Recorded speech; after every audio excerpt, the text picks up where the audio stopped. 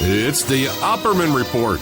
Join digital forensic investigator and PI Ed Opperman for an in-depth discussion of conspiracy theories, strategy of New World Order resistance, high-profile court cases in the news, and interviews with expert guests and authors on these topics and more. It's the Opperman Report. And now, here is investigator Ed Opperman.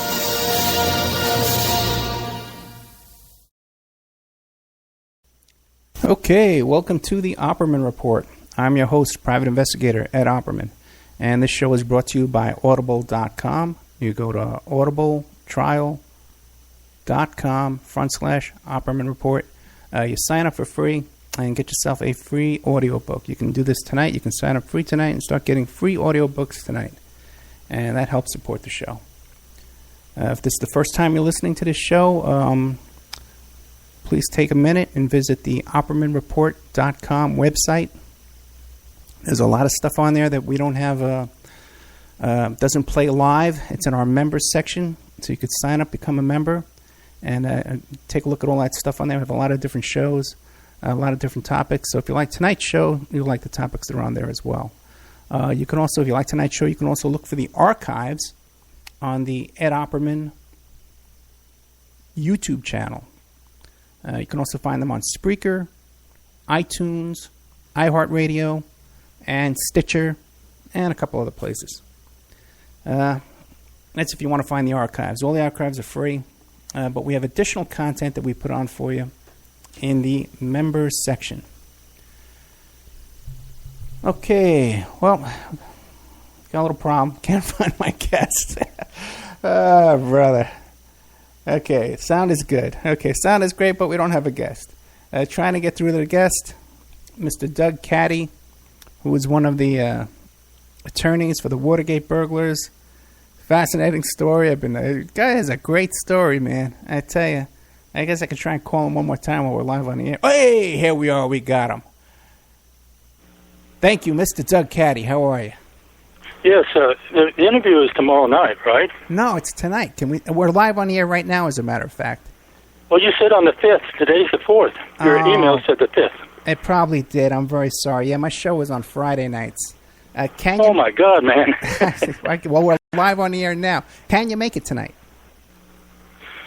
Yeah, we'll make it tonight. I mean, wow, my God. Wow. You know what? I'm very sorry. And that September 5th, that's been a problem for a couple of weeks now. I've been calling tonight's show the 5th, even with another guest I had booked. I apologize to you, Mr. Caddy. But we are live on the air. And People are listening right now to our conversation? Oh, yes. This is not a private conversation. We are live on the air. My Lord. Yeah, I've been. You're lucky you caught me because you had said the 5th, and that's tomorrow night. And I hadn't been actually planned to be home tonight, but I did walk in the door just a minute ago. But okay, we'll go ahead. Thank you so much. Best we can. Because like I said, I've been listening to your interviews all day long, the links you sent me and stuff, and this is just incredibly fascinating information.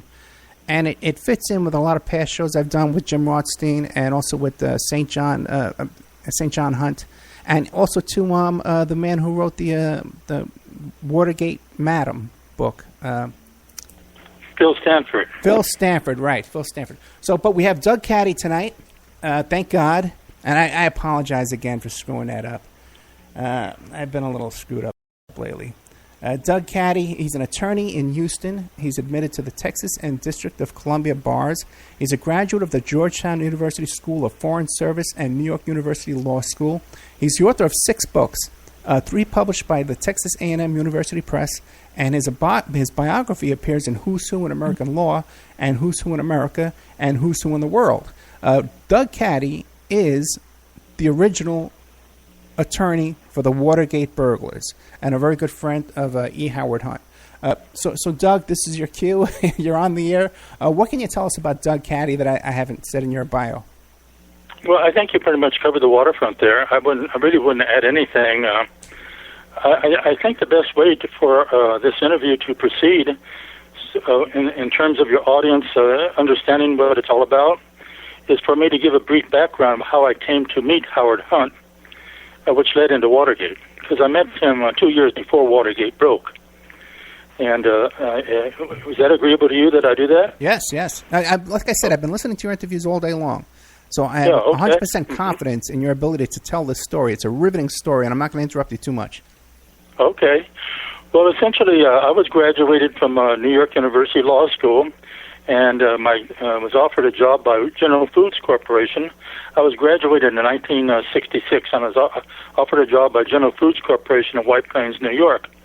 General Foods at that time was the world's largest food manufacturer. It was Post Cereals and Maxwell House Coffee and Bird's Eye and Kool-Aid and all that, names that you would recognize today, though the company has since been merged into a number of other companies.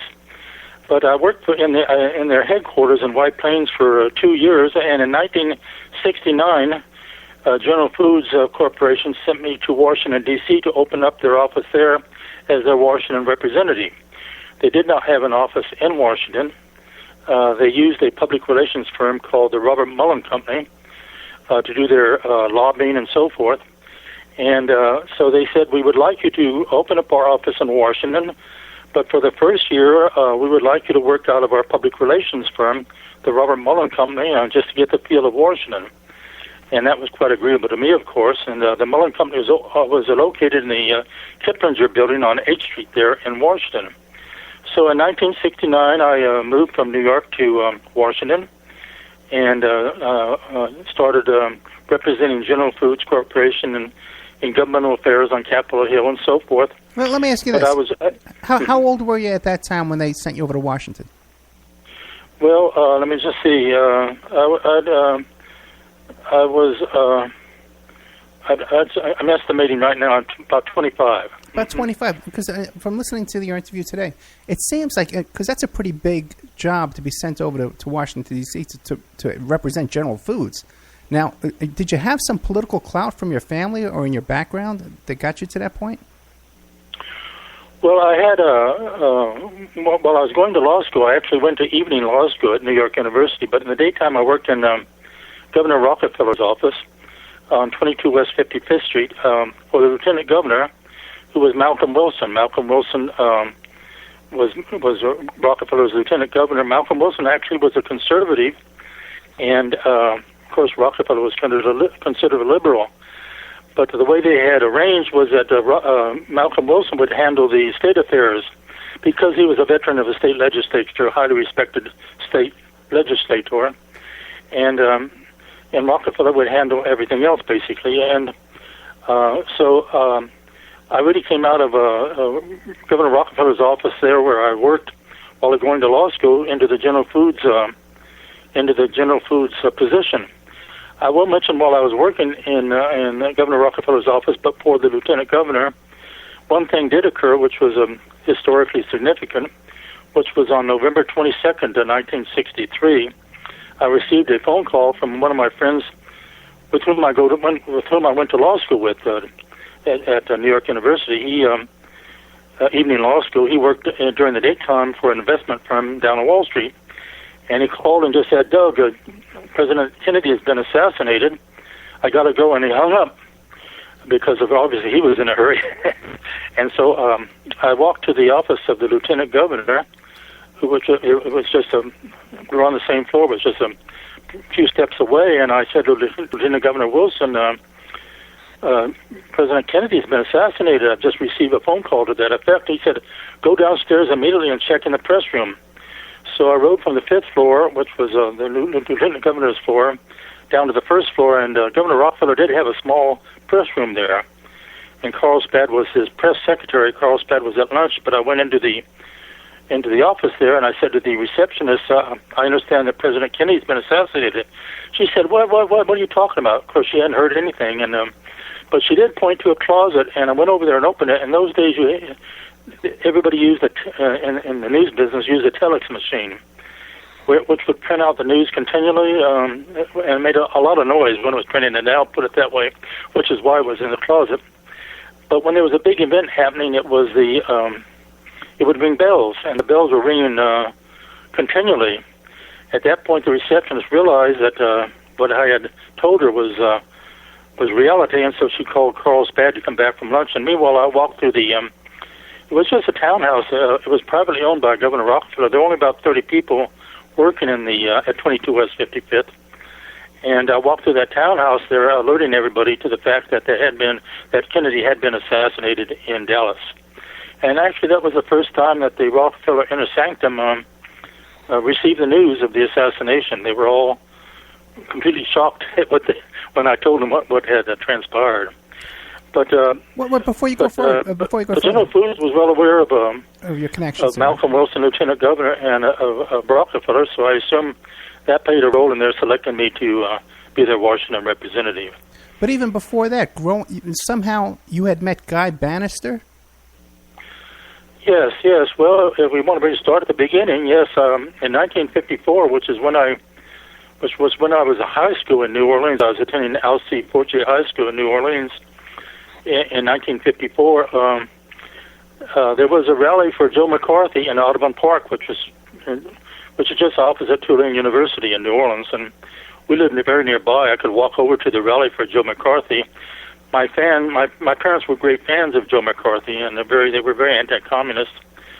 So I went over to that rally, and the organizers, Kent and Phoebe Courtney, said, "Well, we would like you, if it's possible, for you to set up a card table in the French Quarter and collect signatures on petitions in support of Joe McCarthy in his fight to prevent him from being censured by the U.S. Senate." He ultimately lost that fight. Of course, he was censured, but I did collect a large number of signatures because I set up my card table just opposite St. Louis Cathedral there in the French Quarter, and because Joe McCarthy was Catholic and everybody going in and out of the cathedral was Catholic, I had no trouble getting signatures, and I sent those petitions in to the national organization, which I think was headed by General Bonner Fellers. And then Kent Courtney, who was the organizer of that rally in Audubon Park, invited me to go with him to a meeting in Guy Bannister's office. And I went there, and the purpose of that meeting, and this is still about 1954-55, was to discuss the Aaron Cohen Crime Commission, which was a commission set up to study organized crime in New Orleans. And that was my first meeting with the Guy Bannister. I met with him 3 or 4 times subsequently, and then later on, he and I were the 2 principal speakers at a public rally on free enterprise. But Guy Bannister played a role in the Kennedy assassination because it has been alleged that he and Oswald had a relationship just prior to the assassination when Oswald was in New Orleans, whereby Bannister was the handler of Oswald. And as you know, Oswald was distributing these Fair Play for Cuban flyers on the streets in New Orleans, and the address on the flyers that he was distributing was Guy Bannister's office. But it's never been completely cleared as to what their relationship was, whether Guy Bannister, who was a former FBI agent, was the handler or just monitoring it or assisting or whatever.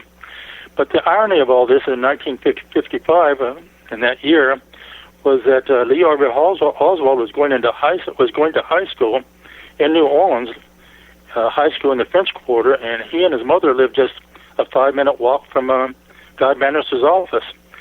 And I was going to another high school. Our paths never crossed. By that I mean Oswald and my paths never crossed. But it was just ironic that, of course, the Kennedy assassination was 1963, so that was 8 years later. But none of us in 1955, Bannister, Oswald, or myself, of course, had any inkling of what the future held in terms of course, the Kennedy assassination, which changed history. Now, you were born in New Orleans? No, I was born actually in Long Beach, but my father was, his entire life was with Shell Chemical, part of Shell Oil. Okay. And so he was stationed there. He'd been transferred from California to Louisiana, and so when I was graduating from high school, I went to Washington D.C. I went to the School of Foreign Service at Georgetown, and I immediately contacted Human Events, which at that time was the best-known conservative publication. It was a newsletter there in Washington. It's still being published, and they said, "Well, we would like to give you a scholarship, a working scholarship. You would work for us part-time but go to school." And so I accepted that, and I met a friend there, David Franke, and he and I decided, well, there is no conservative movement. In those days, there was no conservative movement. There were no conservatives. There was not an acknowledged conservative leader. There were Republicans, but nobody identified themselves as conservative because everybody was liberal. And we decided, well, we're going to organize a conservative movement, and we thought we'd start with the students, since we were students, and so we founded the National Student Committee for the Loyalty Oath in 1957, which was to keep the loyalty oath in the National Defense Education Act. And Senator Kennedy actually was the sponsor of the legislation in Congress to remove the loyalty oath. So we were at odds at the time with Senator Kennedy, but about a year or two later, we then decided, well, we'll found Youth for Goldwater for vice president. We'll expand our base of operations. Nixon was acknowledged to be the nominee, would be the nominee for the Republican presidential nomination in 1960, so it didn't make any sense for us to promote Goldwater at that time as a presidential candidate. So we formed a National Committee for Student Committee for it was called Youth for Goldwater for Vice President, and which brought us into contact with about 100 students around the country who consider themselves conservative or Goldwater supporters and so forth. So we had a nucleus right there of about 100 committed people. And when I was graduated, I went to work in New York City. I was graduated from Georgetown in 1960. I went to work in New York City for Marvin Lehman Associates, and Marvin Lehman was a public relations impresario, you might say, and he had offices on Lexington Avenue there, and he had a number of conservative organizations that were sort of becoming conservative, you might say. Mainly his clients were anti-communist organizations. But one of his clients was Governor Charles Edison, who was chairman of the board of McGraw-Edison Company. And so Marvin Lehman said, I would like you to handle the McGraw-Edison account, whose chairman is Governor Edison. So Governor Edison lived in the towers of the Waldorf Astoria. And so I would meet with him while we developed our programs for public affairs programs for McGraw-Edison employees. And he lived in the towers of the Waldorf Astoria, as I mentioned, and his neighbors were General Douglas MacArthur and Herbert Hoover. Those were names of a bygone era, but when you think of MacArthur and Hoover and Edison, Edison was actually the son of Charles Edison. He was the former governor of New Jersey and former undersecretary of the Navy under President Roosevelt. And so these were all giants, you might say. Yeah.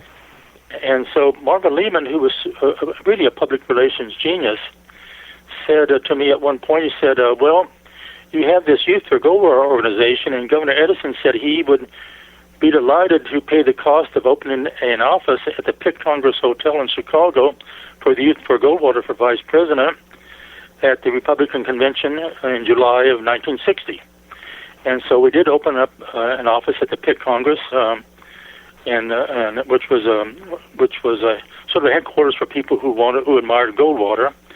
And actually Goldwater, Nixon of course got the nomination, but Goldwater made a speech there that electrified the convention and solidified in the minds of many of the people that he was going to be the leader of the budding conservative movement, which didn't have a leader. And he came to our headquarters there.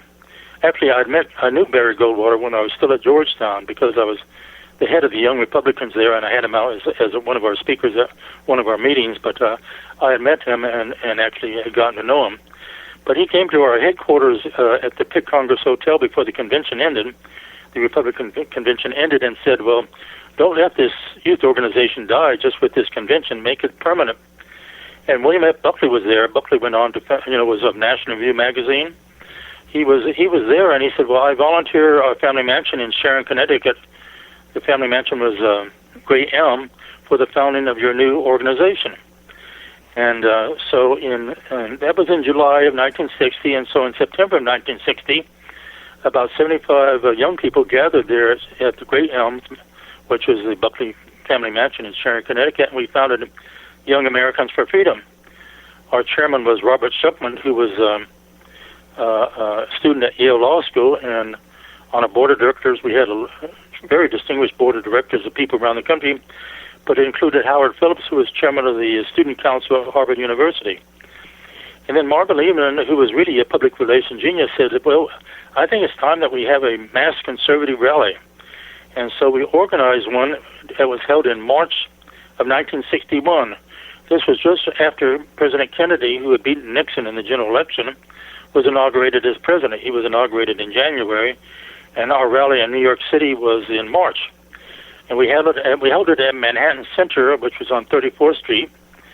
About 3,000 people the capacity was 3,000 people inside the Manhattan Center, but we had 3,500 people on the outside who had come that didn't, they were unable to get tickets to get inside. So Barry Goldwater went out and spoke to them before he went on stage to speak to the gathering inside Manhattan Center. But the New York Times the next day had a front page article. They couldn't believe that out of nowhere, all these conservatives had gathered for this very successful conservative rally, and that was the beginning of the mass conservative movement.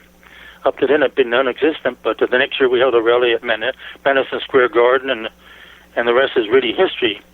I will say the conservative movement in those days is different from the conservative movement today. There's a few similarities, but the philosophy is not quite the same as those of us who were in the founding of the organization. How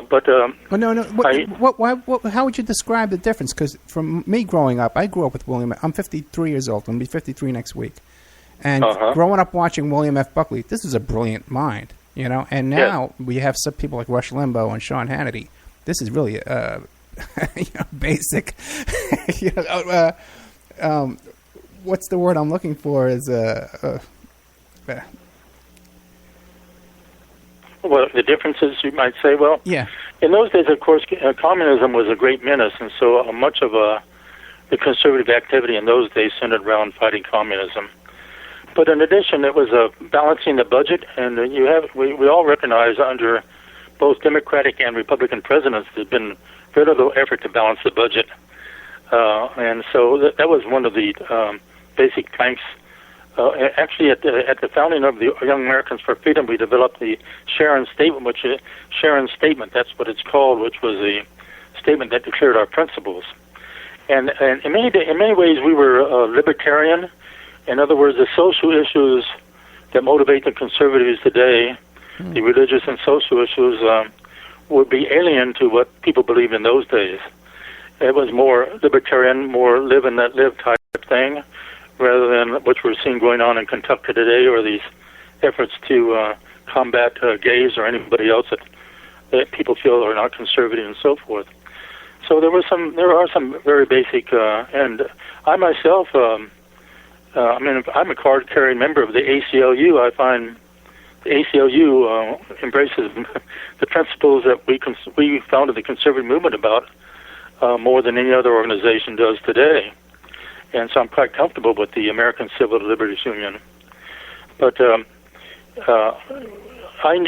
Vietnam War was sort of warming up, and so what I did, I joined the National Guard.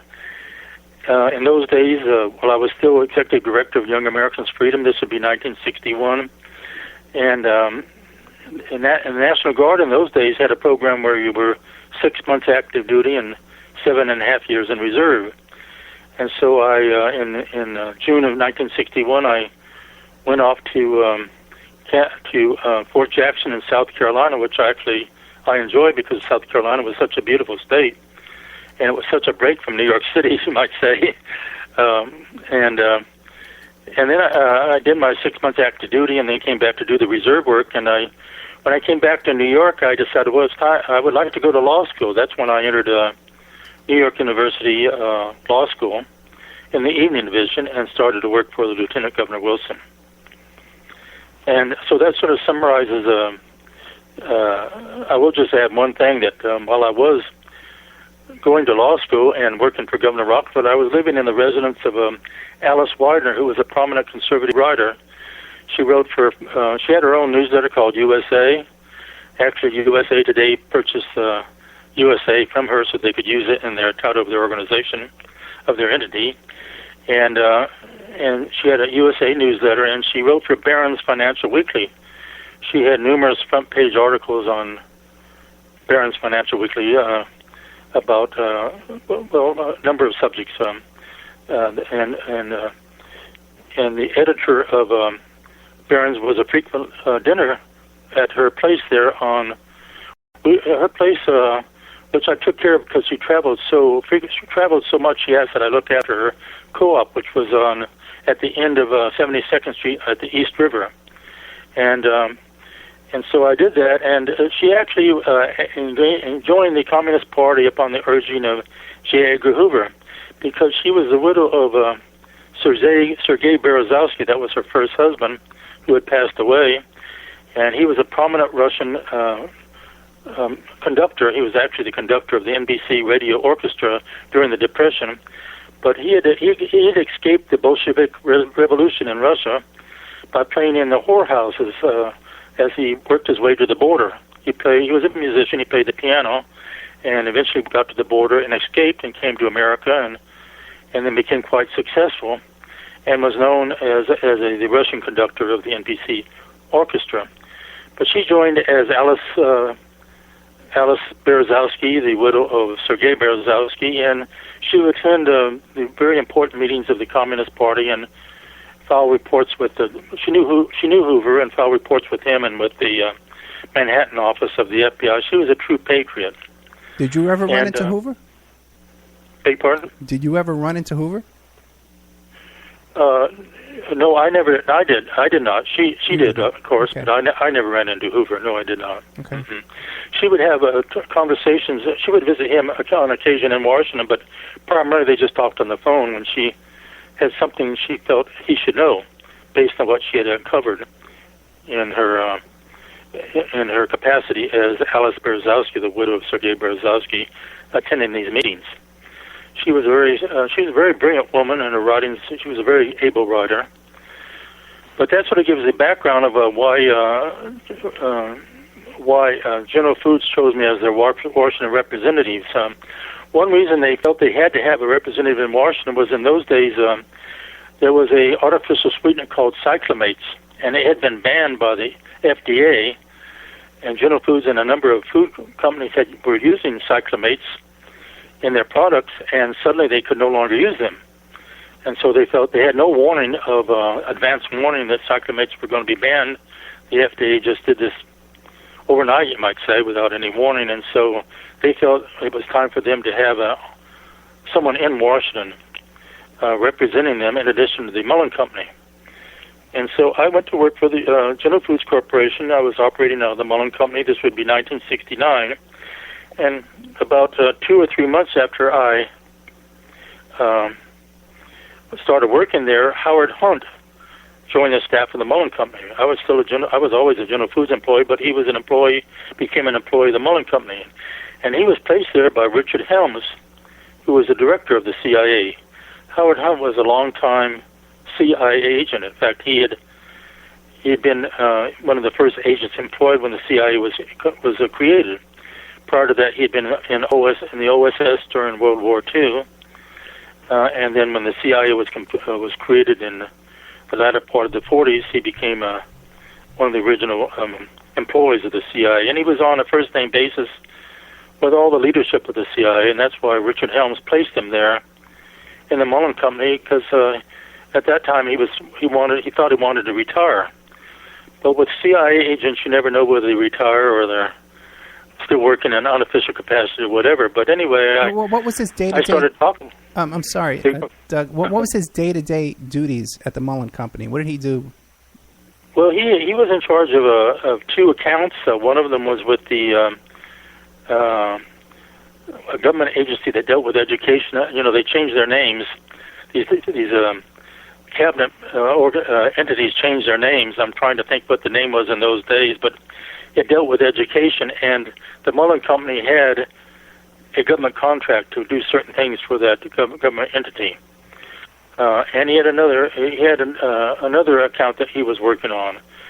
In other words, I will say this: jumping ahead with the story, it didn't come out. I did not become aware until Senator Howard Baker issued a minority report to the Senate Watergate Committee. This would be in 1974, in which he disclosed that the Mullen Company was a CIA fund and been incorporated by the CIA in 1959. General Foods did not inform me of this. I had no inkling. But Howard Hunt, of course, knew this. It was a CIA entity, and it had offices all around the world. But in its headquarters office there were only 6 people, 2 of whom were Howard Hunt and myself. Hunt being an employee of the Mullen Company, and I being the General Foods representative. And so it was really another account that the Mullen Company had was the Mormon Church. In fact, Robert Mullen wrote an official history of the Mormon. Though he was not a Mormon, he was a Christian Scientist, but he wrote a history of the Mormon Church.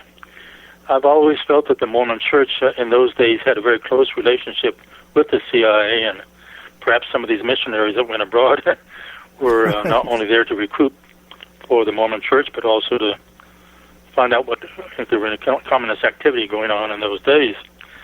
But I started talking with Howard Hunt shortly after he joined the staff at the Mullen Company, and he said, well, it became, he disclosed, he just happened to mention that William F. Buckley was the godfather to his 4 children.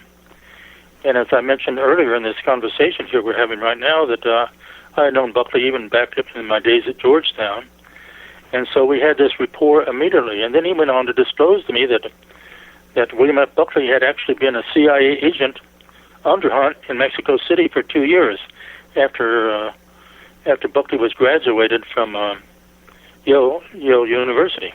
So Hunt confessed to you right away that he was CIA? I beg your pardon? Hunt came right out to you almost immediately and confessed to you that he was CIA? Oh, yes. There was no doubt about that. Mm-hmm. Oh, yeah. Let's stop right there. I have to take a commercial break. Okay, it's a 3-minute and 50-second break, but if we talk during the break, the audience will hear us talking. Just give you a little warning there. Okay. Okay, fine. So we don't give up any CIA secrets. We are here with Douglas Caddy, one of the original attorneys for the Watergate burglars. We're going to be talking about the JFK assassination, the Watergate trial, everything about Watergate, and even more. He has some really amazing stuff at the end of the story. Doug, do you want me to promote this book, Watergate Exposed? Well, that's one of the books that gives part of the story of Watergate, a very good book. Mm-hmm. Okay, Watergate Exposed, How the President of the United States and the Watergate Burglars Were Set Up and Told to Douglas Caddy, original attorney for the Watergate 7, and there's a link to that book on my blog, the Opperman Report blog. Doug, after the show, give me the rest of the links, and we'll put up all the links to all your books. But we'll be right back after these messages with more with Douglas Caddy. Fascinating story.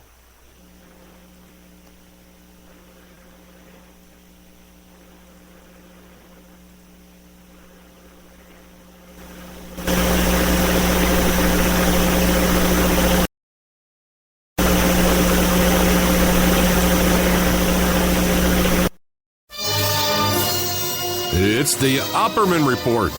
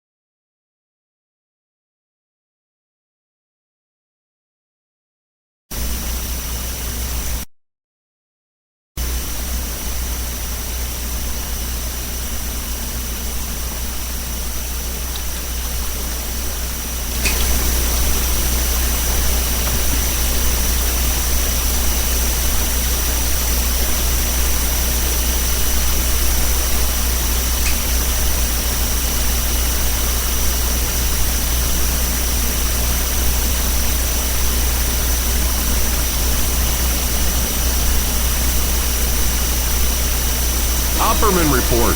Join digital forensic investigator and PI Ed Opperman for an in-depth discussion of conspiracy theories, strategy of New World Order resistance, high-profile court cases in the news, and interviews with expert guests and authors on these topics and more. It's the Opperman Report. And now, here is investigator Ed Opperman.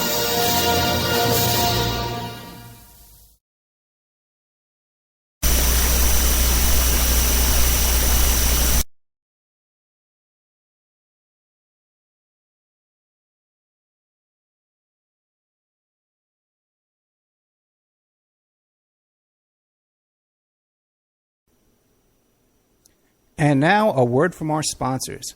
Pacific West Bamboo, your premier source for sustainable building material.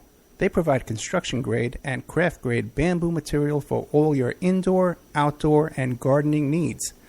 Contact them for event planning and display building as well. 503-839-8126. Or you go to their new website, pacificwestbamboo.com. Or you can contact them on Facebook at Pacific West Bamboo. That's 503-839-8126. Amanda from Pacific West Bamboo was our first sponsor. She's been so good to us, so please support her in return. I want to make everybody aware of our new members. Okay, welcome back to the Opperman Report. I'm your host, Private Investigator Ed Opperman. Tonight we have with us attorney Douglas Caddy. He was the original attorney for the Watergate 7. He has all kinds of startling information about the JFK assassination, and even more after that. We're right in the middle of his story about how he met E. Howard Hunt.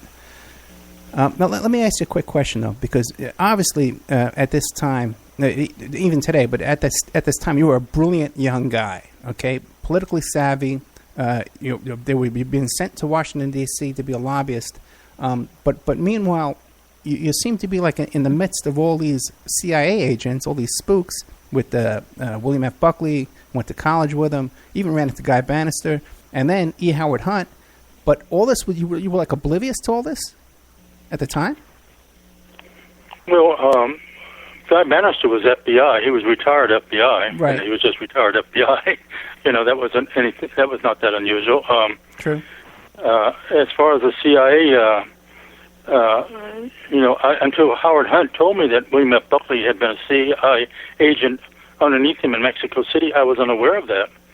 In fact, none of us in Young Americans for Freedom were aware of any of that. It came as when I told my colleagues later on in Young Americans for Freedom that he had been a CIA agent. It came as a shock to them. But he was a CIA agent for 2 years in Mexico City under Hunt, and then he left and went back to I assume his family home there in Connecticut, and wrote God Up Man and Yell, which was a national bestseller that established William F. Buckley as a leading conservative intellectual in the country. Right. His book was absolutely brilliant. But no, there was no reason.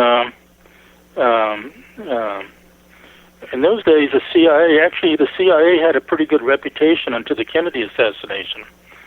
It was only after the Kennedy assassination that people began to realize that there is the way I view the CIA today and view it then, and then was the CIA it's really cut in. There's really two CIAs. There's the good CIA and the bad CIA, basically, and they both do their own things. Okay, but there was no reason for me to be aware. General Foods never told me. I was actually very upset with General Foods when I found out that the Mullen Company was a CIA front, because they sent me as an employee down to Washington and asked and directed that I work out of a CIA front. They knew it was a CIA front. The General Foods was part of the operation to give cover to the Mullen Company as a client. And later on, a friend of mine who was the Washington representative for United Fruit Company told me that essentially that General Foods had a relationship with the CIA. But this was never disclosed to me. Okay. And I never had really confirmation until Senator Howard Baker's report came out. That was a part of the byproduct of Watergate was exposing a lot of the activities of the CIA. And as you remember, after Watergate, Senator Frank Church of Idaho conducted hearings into the CIA, and which exposed a lot of its activities. So in those days, there was really no reason to be overly aware or be alarmed at the CIA, at least on my part. Okay, so Hunt tells you he's CIA. What was your reaction? Oh boy, you're a hero. This is a great. Yeah. At Oh, the time, absolutely. sure. Well, the fact that he and Buckley were so close. I mean, Buckley was True. my idol in those days, as was Goldwater. My two idols were Goldwater and Buckley, and so this just. And he was very close to Brent Bozell, who was Buckley's brother-in-law. They each took care of each other's children at that time, and so it was, these were people I was very comfortable with. I mean, what I came to find out about Howard Hunt, I'm jumping ahead a little bit here, but a movie came out about 2 years ago called A Most Important Man, and it got a lot of reviews. It was a very good book. Seymour Hoffman starred in it, but anyway, it opened my eyes to exactly what a CIA agent is. It wasn't the key figure was not a CIA agent. He was a intelligence agent, quote, retired, but how he operated in this movie, which took place in Germany, actually, opened my eyes, and it was an exact double of how Howard Hunt operated. In other words, as close and good friends I was with Howard Hunt and with his wife, Dorothy, Howard Hunt, well, put it this way, he used a number of people in his project in Watergate, knowingly and unknowingly, in other words. And this is what intelligence people do. And I didn't realize, I'm well aware of it now, but I didn't realize it at the time. But he just disclosed, but he did not tell me that the Mullen Company was the CIA front. That was still a very top secret operation.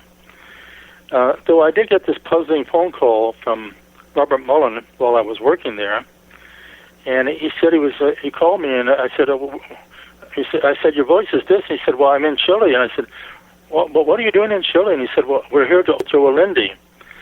Allende was the elected socialist president of Chile, and the CIA had sent its people down there to overthrow him. And of course, eventually he either committed suicide or was killed. And they put in Pinochet, who was a ruthless dictator that killed many, many people. Typical CIA operation, basically. And but I was kind of it was a puzzling phone call from Robert Mullen that I got. But Robert Mullen sold his company to Robert Bennett, who was the son of Senator Bennett of Utah. Both Bennett and his son were Mormons, and of course, Mullen had written the history of the Mormon Church, and the Mormon Church was a client of the Mullen Company, client in quotes, you might say. And so when that happened, which was in about 1970, late 1970, I left General Foods employee and went with a law firm in Washington, Gaulding, Pollock, and Cullen as an attorney. And Howard Hunt stayed with the Mullen Company. He became a vice president of it. And then Howard Hunt, he became my first client, actually, at the law firm, because he had a lot of non-CIA issues. He had a will to be drawn. He was a writer. He had a number of books that were in the works he wanted me to represent in dealing with the publishers on and so forth. And so it became my first client. And then he called me up one day and asked if I would write a letter of a recommendation for him to join the White House staff. It turned out that Chuck Colson and Howard Hunt were graduates of Brown University. They were close alumni friends. And Chuck Colson wanted Hunt to come on the staff of the White House as a part-time employee. He would still be part with the Mullen Company. And so I wrote a letter of recommendation for Hunt to become a staff member of the White House. This would be late 1970. And then we were always very close friends. I knew Dorothy very well, his wife. They had met. 1 second. Do you know who else wrote letters for him that enabled him to? Do you know? No, I don't. Oh, no, you don't. Okay, go ahead then. I'm sorry. I don't know who else did it, but it was pro form because he was going to get the position anyway. I mean, Chuck Colson was one of Nixon's closest aides, and when you have, I think it was just something for the file, basically, because I'm sure he already had been assured he had the position. It's just that they wanted to have something in the files that shows that he did get these recommendations. Okay. So we were very, very close. I mean, I had lunch many times with Howard Hunt, and I will say, invariably when we had lunch, it always came back to the Bay of Pigs invasion. You know, the Bay of Pigs took place in 1961, and it was a complete debacle or disaster, you might say. And the Cuban Americans blamed Kennedy, and actually, I think it was the CIA who set up Kennedy to take a fall over the Bay of Pigs debacle.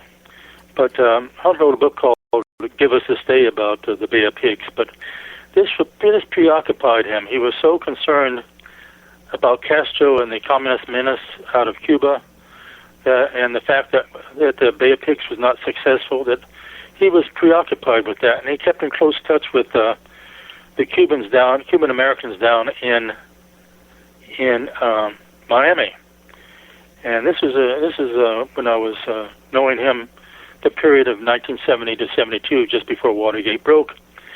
And as we know later on, some of these people participated in the Kennedy assassination. Right. Howard Hunt recruited them as participants. The same people that went into Watergate were working with Howard Hunt in the Kennedy assassination. And very few people know of that, but that's the reality of the situation. The two scandals are intertwined, but I'll get into this in greater detail later on. But about April of 1972, early April of 1972, and of course Watergate broke in June of 72, Howard Hunt called me up and said, "I'd like you to join me and Lawrence Houston, who was the general counsel of the CIA, for drinks on the Maryland side of the border at a restaurant."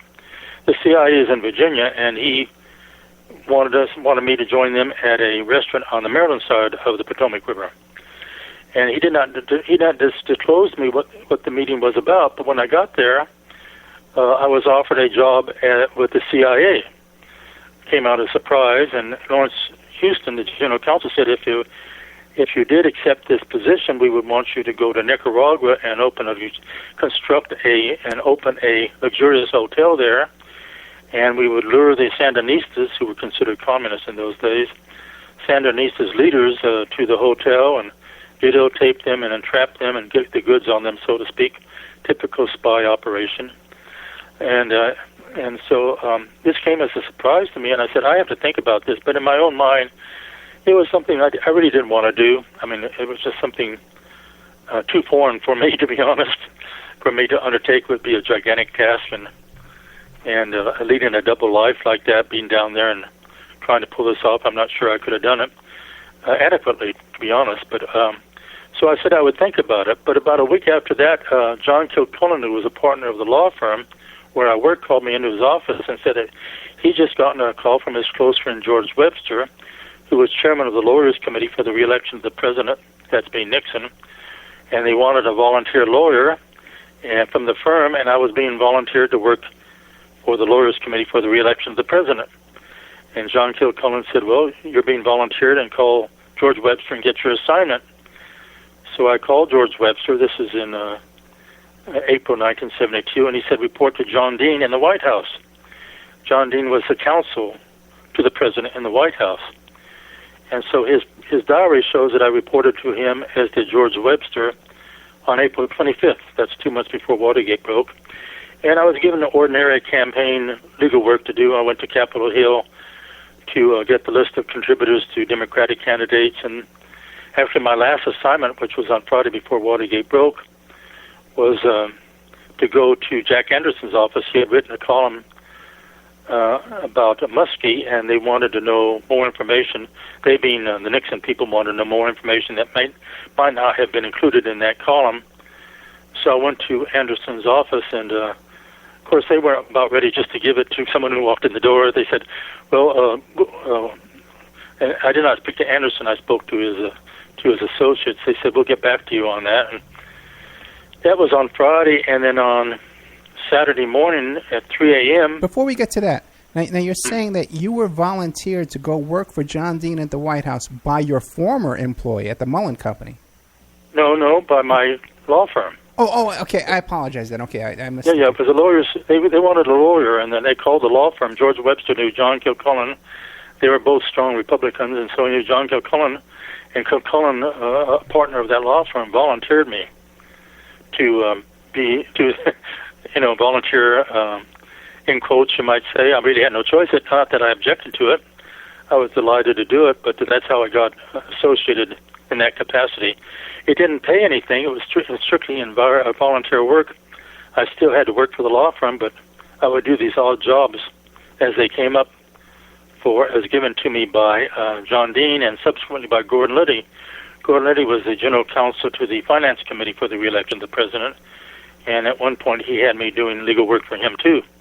It was all legitimate, basic legal work, any campaign work, nothing illegal or surreptitious about it at all. But and so that led up to June 17th, and I was awakened by this phone call at 3 a.m.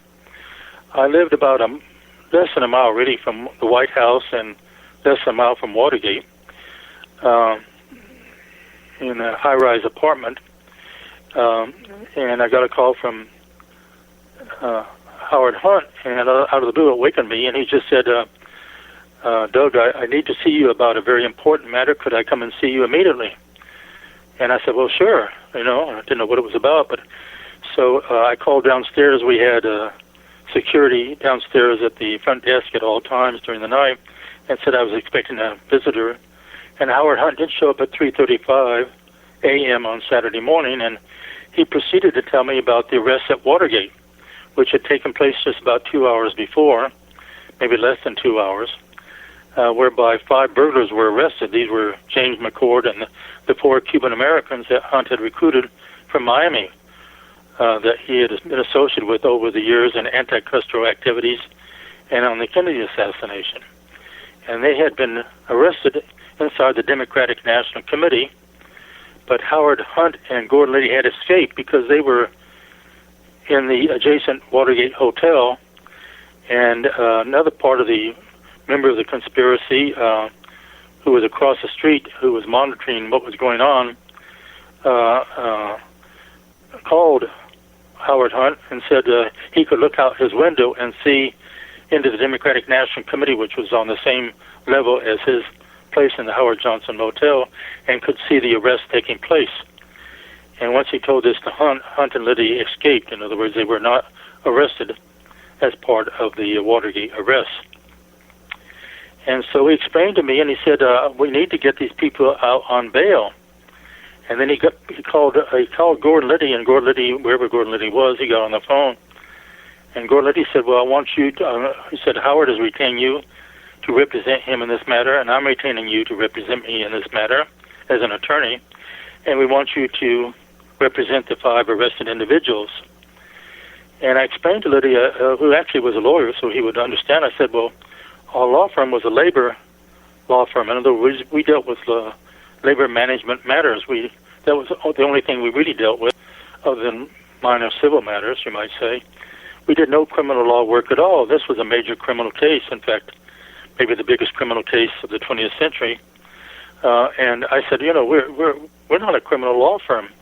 But I said, I will call a partner of my law firm. I was just an associate. There were 3 partners, and get some leadership decision from him. And so I called Robert Scott, who was the only partner in town. One partner was on the eastern shore of Maryland on vacationing, and another one was in Italy. And Robert Scott actually knew Howard Hunt because he had worked with me on these minor matters that Howard Hunt brought to us about representing them with the publishers and the will and so forth, And when I called Robert Scott, I woke him, of course, and he just said, my God, he says, I think these people were set up. That's what he said. These people must have been set up. But he said, sit still, I'll call my nephew. And then he called back about 20 minutes and said, I've obtained a criminal law attorney to assist you in this matter, and he'll go with you to the arraignment tomorrow, and we'll try to get these people out on bail. Let me ask so you a that's question. how Watergate began. Let me ask you. You might say that. Let me ask you a question though. Now, Hunt's a savvy guy, and so is Liddy. Liddy's a lawyer. Why wouldn't they have in their pocket the name of a criminal lawyer that they could trust and rely on, like right off the bat? That's always puzzled me too, and I never had another conversation with Hunt because he fled. He was ordered to flee by John Dean the next day, 2 days later, and so I only saw Hunt 2 more times after that. I saw him. We're jumping ahead with the story at the funeral of at Dorothy, his wife, who died in a mysterious plane accident in December of 1972, and then I saw him just before he went to prison in 1975. But that's a question that's always bothered me too. Why they didn't have someone? I guess because I was Hunt's personal. It may be that I never understood. He may, as many people think, a lawyer can do anything, but a lawyer can't. Most lawyers are specialists. They're Sure. criminal law lawyers, environmental lawyers, or will and probate lawyers, or whatever. And lawyers cannot do everything. They have to specialize, and our specialty was labor and management relations. It wasn't criminal law. So that's always been a puzzle to me, too, and I don't know the answer to that, other than the fact that I was Hunt's personal attorney, But now what about when you showed up at the bail or the arraignment? All these Cubans and stuff like that, all these other guys, weren't they saying, who the hell are you? Well, actually, the attorney they got from me, Joseph Rafferty, who was a criminal law attorney to assist me, we went down there to try to find the 5 arrested, and it took about an hour to find them. They were at a substation near the White House, a police substation, and so we had a conversation with them and explained that we were representing them, and with their permission. So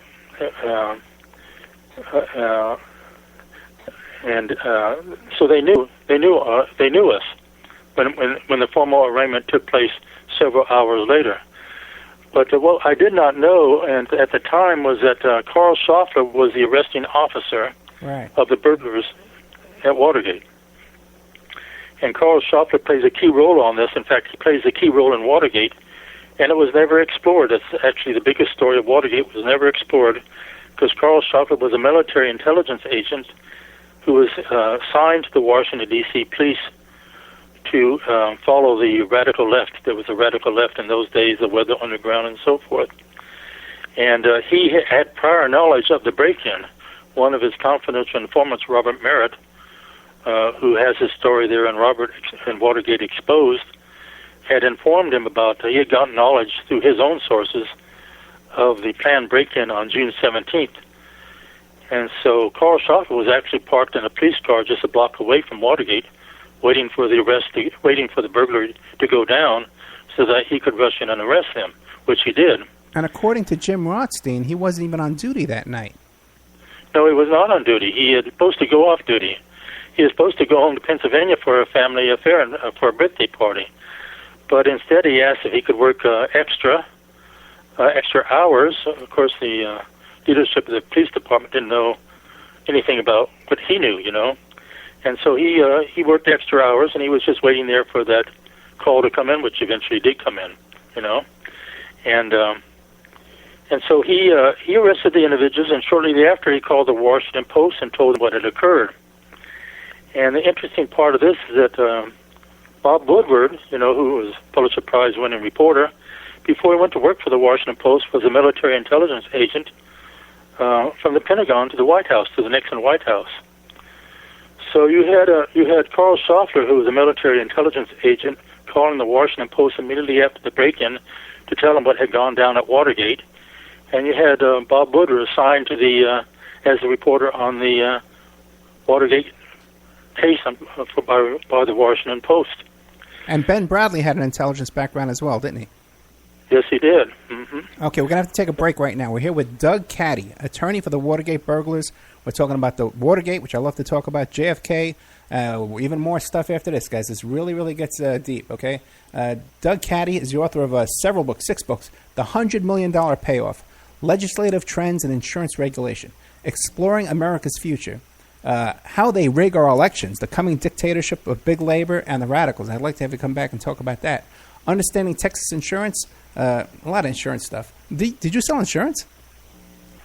No, I never sold insurance. I just wrote a book on the subject. Expert on insurance. Okay, great. We'll be right back after these messages with more of Douglas Caddy, the first Watergate burglar.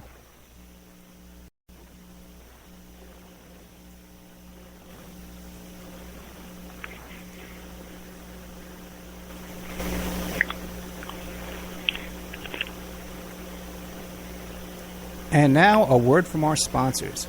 Pacific West Bamboo, your premier source for sustainable building material.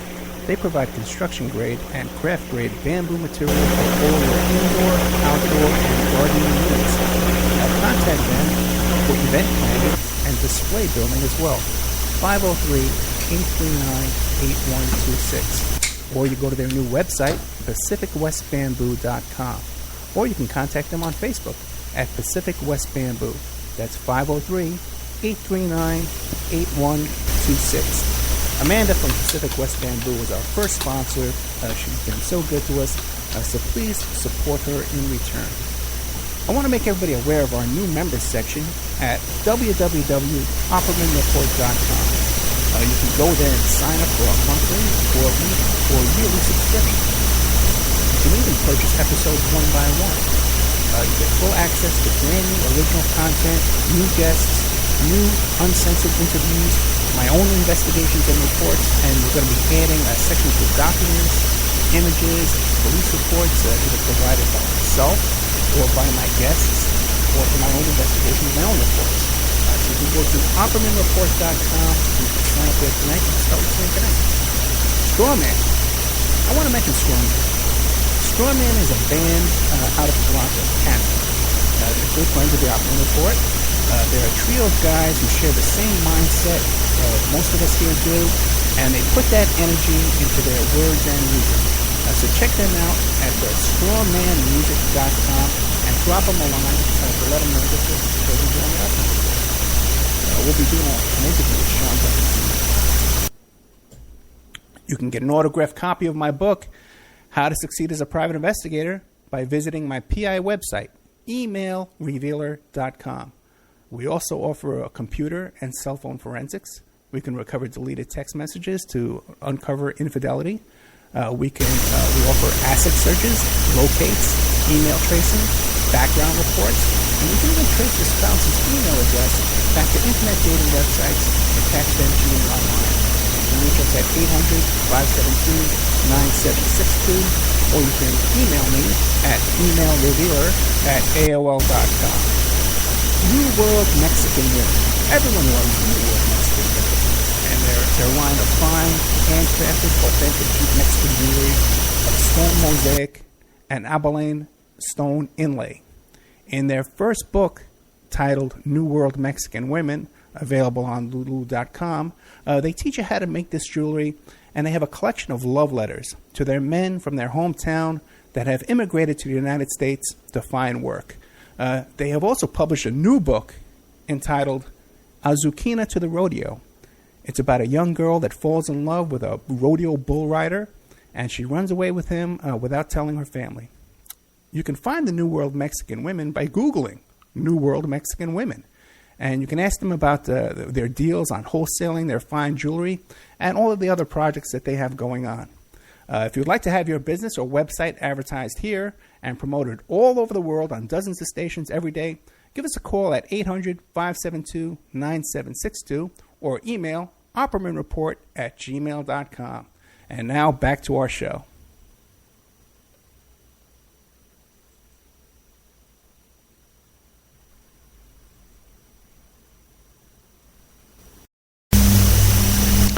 Welcome back to the Opperman Report. I'm your host, Private Investigator Ed Opperman. We're here tonight with Douglas Caddy, the original attorney for the Watergate 7, information about the JFK assassination, and much more.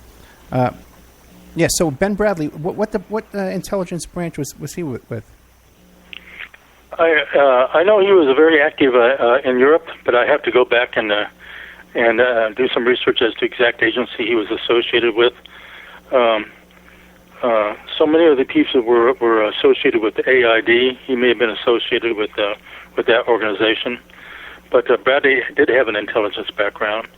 And I will say, going back for a moment to the question of a criminal law attorney, it probably would not have made too much difference at that point whether a criminal law attorney had to handle the matter or myself with the sensitive criminal law, because once Schaufler made that phone call to the Washington Post, and actually the prosecutors knew from that phone call too, they knew more than I did, basically, that there was no way those people there was no way the 5 arrested individuals were going to get bail immediately. The reason I acted along with my criminal law attorney so quickly was we thought we could get these people out on bail quietly and quickly, and so this thing might just blow over. We were somewhat naive about that because the skids were greased, so to speak, on this matter because of the phone call by Schaufler. Schaufler was actually Deep Throat. He was military intelligence. He was a police officer, detective assigned to the Washington, D.C. police. He was military intelligence. He'd been trained by the National Security Agency, NSA, for 2 years at its facility in Virginia on eavesdropping and wiretapping. He was skilled in this area, and he was part of the military intelligence community that wanted to bring Nixon down. They wanted to destroy Nixon, and Watergate gave him the opportunity to do so. And so he had, in my opinion, had everybody wiretapped all during Watergate. He knew exactly what was going on. And in my opinion, I think a lot of the material that was given to the Washington Post came from Carl Schaufler. He was essentially Deep Throat, and ended up in articles written by Bob Woodward, who was another military intelligence agent who was assigned from the Pentagon to the Nixon White House when Nixon was president before he went to work for the Washington Post. So as far as who brought down Nixon, I think it was more the military intelligence that brought down Nixon as opposed to the CIA, which was the key agency in bringing down JFK. But in any event, at the arraignment, the burglars did not get bail, and there was this encounter between me and Woodward that's in All the President's Men in the movie and in the book, and whereby I could really not disclose, even Schaufler was not aware of this, that Hunt and Liddy were involved and had escaped. And so I could not disclose that at the arraignment, obviously. I could not disclose that there was anybody else involved in this other than the 5 arrested. And so Woodward kept pestering me with these questions, and I tried to handle it as best I could, but I could only deal with basic information that I could provide him. But going ahead in the matter, I was in the courthouse on June 28th, which is just about 11 days after Watergate broke, when I was walking down a corridor in the federal courthouse, and I was handed a subpoena by one of the prosecutors, Donald Campbell. There were 3 prosecutors, and he was one of them, and to appear forthwith before the grand jury investigating Watergate. And he physically grabbed me by my arm, forthwith means immediately, and pulled me down the corridor into the grand jury room. Here I was an attorney, here I was an officer of the court, and it's unheard of. Actually, I don't think there's ever been another case in American legal history whereby an attorney has been given a subpoena in the courthouse to appear forthwith and physically pulled into the grand jury room. That's what happened to me. And I appeared before the grand jury on 6 occasions. And the bottom line is I refused to answer 38 questions, which on advice of I had 5 attorneys representing me after I was pulled before the grand jury, who advised me that I could not answer these questions because they would violate the attorney-client privilege and the right to Sixth Amendment right to counsel. So I refused to answer these 38 questions, and Judge Sirica on June 12th threatened me and said, "I will hold you in contempt of court and jail you unless you answer these 38 questions."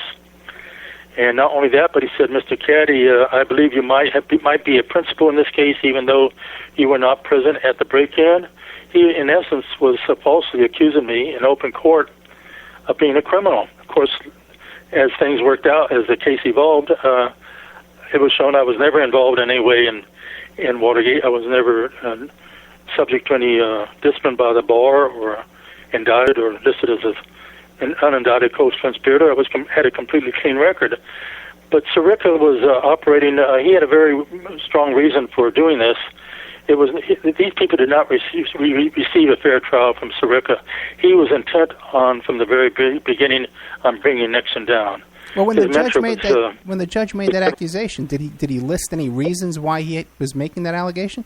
No, it was completely vicious. And I turned to one of the partners who was at me, and we were standing in front of Judge Sirica, and I said, "What is this?" Because both of us were completely shocked. Sirica was a very vicious, mean person, very vicious. I mean, he assigned this case to himself so he could hear this case. And of course, jumping ahead, he wrote a book and got paid $1 million, so that would be about $4 to $5 million, which he refused to share with charity. He just pocketed the money himself, having twisted this case so he could enrich himself. Well, speaking of money, he was, in my opinion, he was a biased and very unethical jurist. But in any case, wait one second. Did you get a retainer from Hunt when Hunt woke you up at 3 a.m? Did you guys talk money, retainer? No, we did not talk retainer at that point. No, we did not. Neither did Robert Scott, with whom I called. When you're waking at that hour, there are things that, and in an emergency like this, when you know that there's going to be an arraignment. I was waking at 3 a.m., and the arraignment would be about 10 a.m. in the morning. There's certain things that have to be done before you can get to issues like that. No, I understand. But then... Hunt had been a long-time client, so it's not like we were worried about... that was not an issue, That was not an issue. But as we get down the road... If it had been a stranger, of course, it would be different, but he was already a client of the law firm. But as we get down the road now, you're saying that you have to hire 5 lawyers because now you're appearing before the grand jury. Who's funding that? The lawyers were... 3 of the lawyers were... They came out. 2 of the lawyers came out of the law firm, and 3 others were associated with those that came out of the law firm.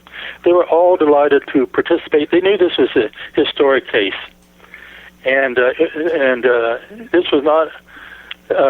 For one thing, Hunt was unavailable, so there was no way to get it. He had fled. He had fled to California for several weeks, and so there was no way to have a conversation with him anyway. We just had to proceed with what we were faced with, basically, Okay. But you have to realize these were, this was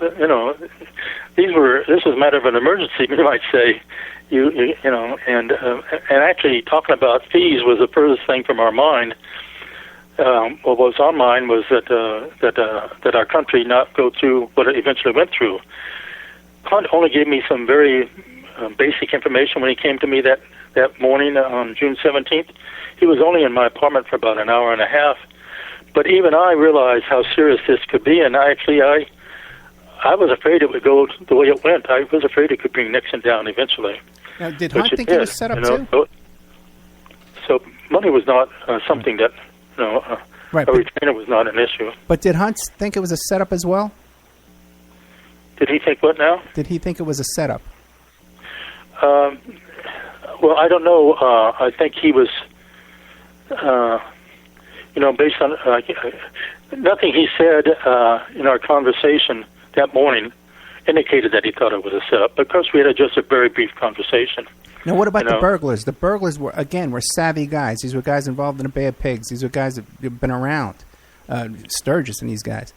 When they were picked up by this guy, Carl Schaffer, his name was? Carl Schaffer, yeah. Carl Schaffer.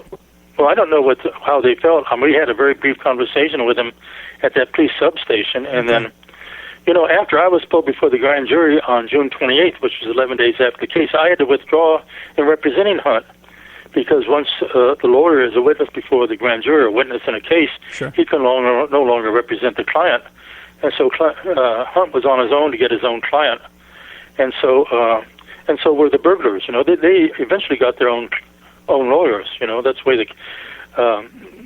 Do you think that was a tactic? Do you think that was a tactic to get you off the case, to pull you in front of the grand jury? Well, I don't know what the motivation was. one never knows what is in the mind of another individual. You can never say, I know what you're thinking. That you cannot say that because you really know what is in. So I don't know what's in the minds of the prosecutors or Judge Sirica. All I can go is judge them by their actions. The prosecutors in open court said I was obstructing justice by not answering these 38 questions. My 5 attorneys said that these were basic to the attorney-client privilege, to the constitutional rights of these individuals, and I should not answer them. But Judge Sirica did hold me in contempt. I was jailed for about 5 hours, and the Court of Appeals released me pending a hearing on the case on my being held in contempt, and they ruled on July 18th, a little over a month after Watergate, that I should answer these 38 questions. And so I went on before the grand jury on July 19th and answered the 38 questions. And the belief on my part and my 5 attorneys was I had been so aggrieved and has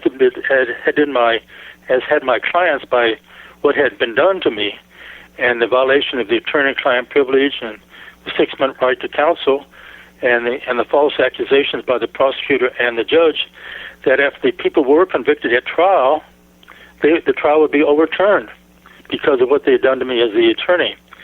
And later on, jumping ahead to the December, just before Dorothy Hunt died, the prosecutors were very worried about this too. They know they had screwed up their case.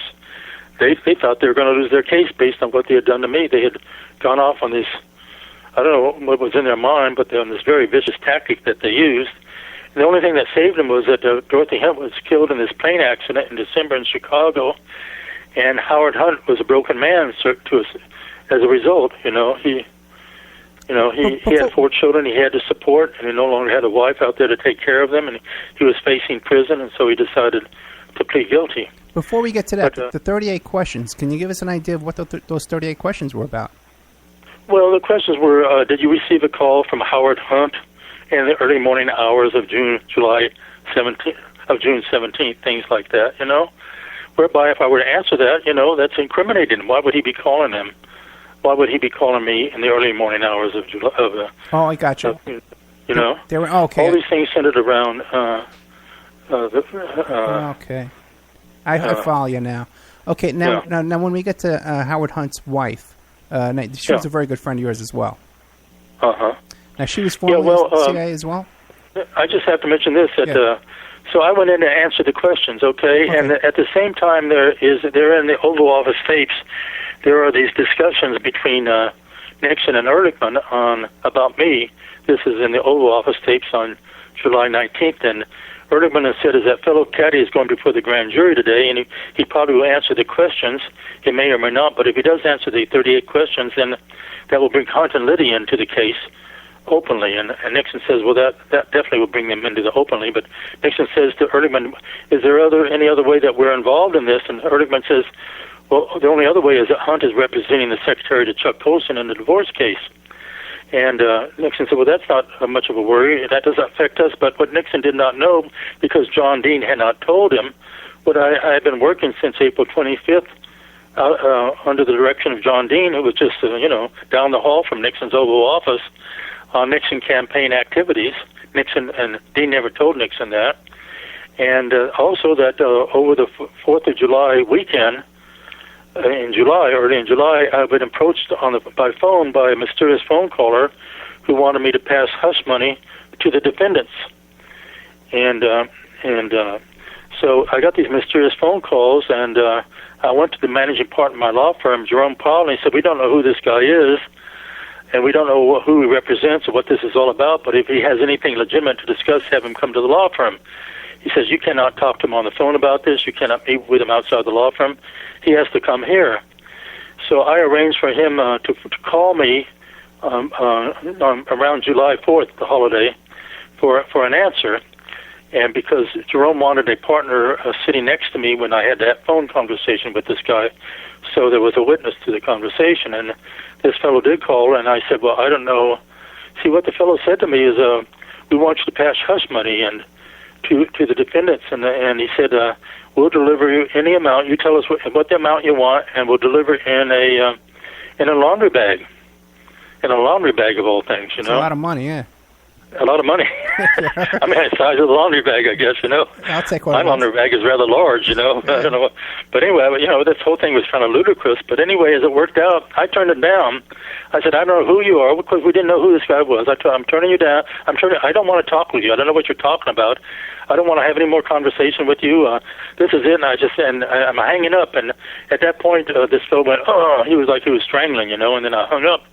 But as it turned out, this was Anthony Lasowitz, a former NYPD, New York Police Department detective, who was operating on behalf of the White House. He'd worked with them for about a couple of years for John Dean and other people, and he was following the instructions of John Dean and Herbert Kalmbach, Nixon's personal attorney, and approaching me with to take the husband and pass this to the defendants. And they later, and Lasowitz and Kalmbach later testified that I refused to do that. But see, Nixon didn't know this on July 19th. He did not know that I'd been working right down the hall, which would tie me right to the White House, down the hall from the Oval Office for John Dean in this volunteer capacity. And he didn't know that John Dean had arranged for me to be approached with the hush money. Had he known this, Nixon probably would have said, let Caddy tell what he knows to the grand jury about all this, including the hush money, because he really doesn't know who called him. And that would get Nixon and All-American Herdman off the hook from Howard Hunt, who was pressing them with blackmail, you might say, in order to get money to take care of these individuals while they were waiting trial, and maybe if they went to prison, you know. Nixon could pass word to whoever, just say, well, tell Hunt, you know, that he should talk to Caddy, because Caddy's told the grand jury about the hush money calls that he received, you know. And that would have ended the whole thing. Instead, it went on to this elaborate cover-up, which went on for, you know, over a year, and went on to the seizure, to the obtaining of the Oval Office tapes and so forth. And all this could basically have been wrapped up had John Dean not withheld that information from Nixon. But the reason John Dean withheld the information from Nixon, and he did it for over a year, he never told Nixon most of the basic information, and he was the man in charge of the cover-up, so to speak, and Nixon and Ehrlichman and Haldeman trusted him, was that John Dean was part of the planning of the break-in at Watergate. And Maureen, his girlfriend, who became his wife 4 months after Watergate broke, was a close friend of the madam who ran a prostitution ring out of the Democratic National Committee. And that was one reason. There were three reasons the burglars went into the Democratic National Committee, but one of them was to get the books, get the names on the books of the clients of this prostitution ring. You can imagine what purposes they would use once they had those names. But so John Dean had his own personal agenda, which was separate from Nixon and the White House, to save himself. And when the whole thing fell apart, of course, he was the first person to run to the prosecutor and tell what he knew. And he only served 4 months. He really didn't serve 4 months. It was like a holiday for him, basically. While everybody else served years, you know. And so he is not a hero of Watergate. Right. Watergate would have had entirely different ending for Nixon and for the country, except for John Dean, who had his own personal agenda, which was to protect John Dean at all costs. And he's portrayed as the hero. And he sacrificed the country to do so. Yeah, he's been portrayed as the hero of Watergate. Yeah, he's portrayed as the hero. Well, the liberal, the Washington Post, he fits into the agenda of the Washington Post of Woodward and Bernstein and so forth as being the hero, you know, of Watergate and the liberal establishment as to why Nixon. And he wrote his book, The Nixon Defense, which came out last year, in which he transcribes all those Oval Office tapes. And come the July 19th one, where Nixon and Ehrlichman are discussing me, in the commentary right afterwards, he never mentions my name. He never mentions that. My name in connection with working for him down the hall from the Oval Office, or his attempt to pass hush money to me. He even in his book that came out a year ago, he's still covering up this aspect of the case. So John Dean and the FBI conducted an internal investigation of what went wrong internally with Watergate, and they concluded that John Dean was a mastermind of the cover-up, that he had his own sources within the Justice Department that gave him the FBI reports of the ongoing investigation without the FBI agents knowing that their reports were being given to John Dean, and also he got the grand jury reports, transcripts allegedly from the prosecutors, and so he was monitoring everything minute by minute until it all fell apart. And wasn't there some question too that your grand jury testimony was altered? Yes, well, I was going to be a witness at the first Watergate trial, a witness which was in January of 1973.